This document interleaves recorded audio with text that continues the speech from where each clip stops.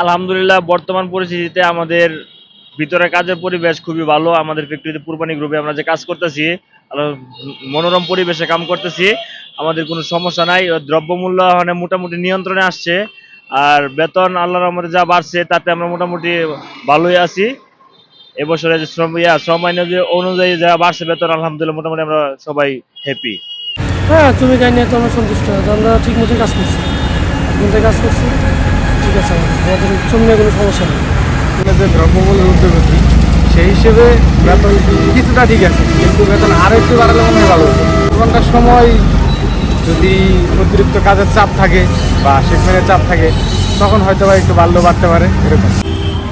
বেতন আমাদের ঠিক নাই, কাজের পরিবেশটা 8টা 5টা হলে সবচেয়ে ভালো হতো। বেতনটা যে দ্রব্যগুলোর ঊর্ধ্বগতি তাতে বেতন আরও বাড়তি দরকার আছে। দ্রব্যগুলোর গতি হিসাবে বেতন কম হয়েছে, আমাদের বেতন অন্যান্য দেশের চাইতে অনেক কম। আমাদের বাংলাদেশের বেতন কাঠামো অনেক কম।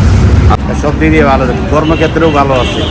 আমাদের মালিক যে ছুটি ছাড়া সবসময় দেয়, আর নিয়ম নীতিগুলো সব কিছু ঠিক থাকে। মালিক শ্রমিক সম্পর্ক অবশ্যই ভালো থাকে, সবসময় ভালো থাকে এবং থাকবে আজীবনই।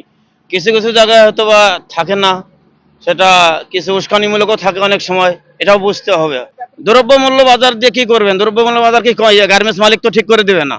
এটা যদি আপনার রাষ্ট্রীয়ভাবে সরকার যদি ঠিক করে না দেয়, গার্মেন্টস মালিক কতবার ঠিক করবে? এটা বলতে পারে আমার ফ্যাক্টরি যে নিয়মে আছে, যেভাবে চলতেছে, আমি মনে করি ভালো আছে। এটা কোনো মিথ্যা, এখানে কিছু উস্কানি আছে, এখানে কিছু রাজনৈতিক প্রভাব খাটায়, তখনই একটা ফ্যাক্টরি ধ্বংস হয়ে যায়। সবকিছু কাঁচা বাজারের দাম বেশি, বেতন বাড়ালে একটু ভালো হয় আমাদের জন্য। মানে এই বেতন তো আমাদের হয় না, ওভার টাইম কম। আমাদের সবকিছুই ঠিক আছে, এমনি আমাদের আর কিছু নাই। আর মালিকের কাছে এখন আমাদের আর কোনো মানে চাহিদা নাই, মানে আমাদের সবকিছুই মালিক আমাদের দিতেছে।